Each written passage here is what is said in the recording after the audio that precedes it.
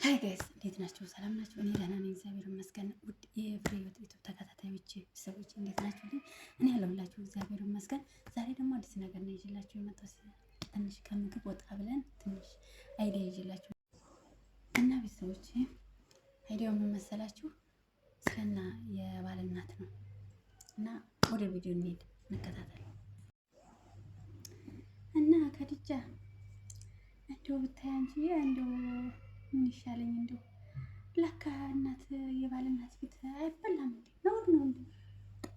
እኔ ይሄን መቼ አውቄልሽ አንቺ? እኔ ይሄን እኮ አላውቅም። እንደው ብታይ እኔ ድብን አድርጌ ምሳዬን ብልት አድርጌ ሄጄ ከዛ ስታማኝ ሰማሁኝ።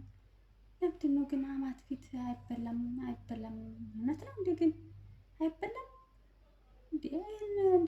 እንደማይበላ አታውቂም እንዴ? ትንሽ ነው እኮ በለት የሚደረገው እንጂ እኮ እንደዚህ ወዲሽ ነው ብታርገሽ አይበላም። ትንሽ ነው ጎረስ አድርገሽ የምትበይ። አይ ከድጃዬ እኔ እኮ መቼ አወኩልሽ ነበረ። ከዛ ብልት አድርጌ ከዛ እንዲሁ እከሌ እንዲሁ እኮ ትበላለች አጠግብም ብላ ስትል የባሌ እናት እንዲሁ ስታማኝ ሰማሁልሽ እኮ። ጉድ እኮ ነው አንቺ። ሆዲያም ናት እየተባልኩኝ እንዴ? እኔን መቼ አውቄልሽ ከድጃዬዋ።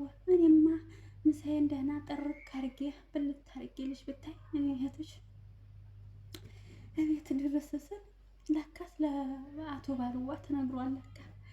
ከዛ እንዴት አንቺ ትበያለሽ እኮ ይለኛል። እንዲሁ እኔ እኮ ይሄን አልገባኝም ነበር፣ አላወቅኩም ነበር። ለካ አይበላም። አይ ከድጃዬ ግን ለምንድን ነው የማይበላ ግን? ከድጃ ለምንድን ነው የማይበላ? አይበላም እንዴ ግን? እንዴ ምን ችግር አለው? ለምንድን ነው የማይበላ ግን? እኔ ግን ወዲህ ሻክ የለኝም እንዴ? ብልት ነው የማደርገው። ስትፈልግ ትበላኝ። ኧረ ተይ እንደሱ እኮ አይባልም ከድጃ። የባል እናት ፊት አይበላም።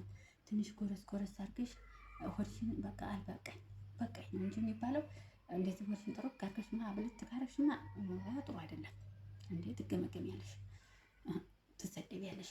ስትሄድና ደግሞ የባልሽ እናት ምን ታረሻለች? ኧረ የከሌ ሚስት እኮ ሆዳም ናት፣ ሆዳም ናት። እንኳን አይደለም እንኳን የሸመተ ያረሰም አይችላት ነው የምትባየው። እና የትሽንማ ሆድሽንማ በፍጹም ማውራት የለብሽም፣ ግዴታ ማውራት የለብሽም፣ መብላት የለብሽም እነሱ ፊት።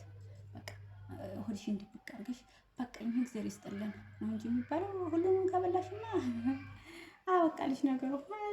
ይህን መሳወኩልሽ፣ ይህን አላወኩልሽ በለት። እኔ ደግሞ ያተሽ ጉር